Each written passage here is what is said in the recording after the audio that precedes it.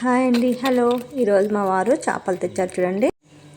అవి మా సారు మా పొలం దగ్గర మా బావిలో పట్టుకొని వచ్చాడండి. వాటిని ప్రాణంతో ఉన్నవి చేపలు ఎంత బాగున్నాయో చూడండి పాపం. కానీ వాటికి తెలియదు కదా కాసేపు అయితే మా ప్రాణాలు పోతాయి అనేసి. ఫిష్ కర్రీ అయితే ఎలా చేయాలో చూపిస్తాను రండి. ముందుగా అయితే కొత్త చింతపండును నానబెట్టుకుందాము. 2 ఆనియన్స్ తీసుకుంటున్నానండి నేను. మొత్తము చిన్న చిన్న పీసెస్కి కట్ చేసుకోవాలి. ఒక ఆనియన్ ఏమో కర్రీలోకి తాలింపులోకి వాడుకోవచ్చు. ఇంకొక ఆనియన్ ఏమో డీప్ ఫ్రై చేసుకొని మిక్స్ చేసుకోవాలండి.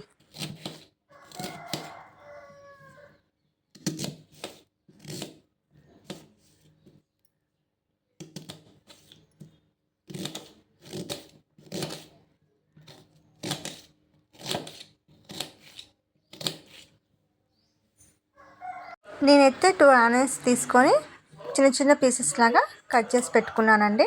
ముందైతే స్టవ్ ఆనించి దాని మీద కళాయి పెట్టాను. ఇప్పుడు కొన్ని ఆనియన్స్ పీసెస్ అందులో వేసేస్తున్నానండి. కొంచెం గోరువెచ్చగా వచ్చేలాగా వేయించుకోవాలి వాటిని.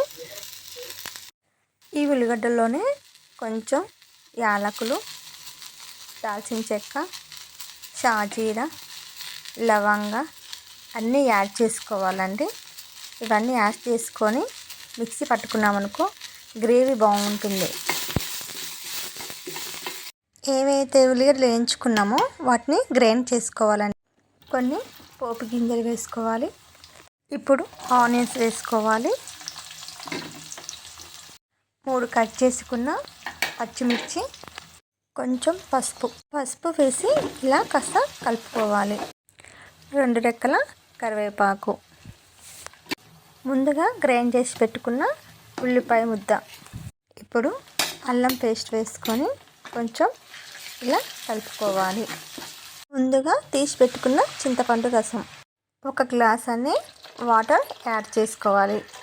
కొంచెం కారం, టేస్ట్కి సరిపడా సాల్ట్ అన్నీ కలిసేలా కలుపుకోవాలి. ఇలా 1 స్పూన్ ధనియాల పొడి, చిక్కబడడం కోసం కొద్దిగా కొబ్బరి పొడి యాడ్ చేసుకుంటున్నానండి. ఫ్రెష్గా కడిగి పెట్టిన ఫిష్ ముక్కల్ని ఒక్కొక్కటి ఇందులో యాడ్ చేస్తున్నాను. చూడండి ఎలానో.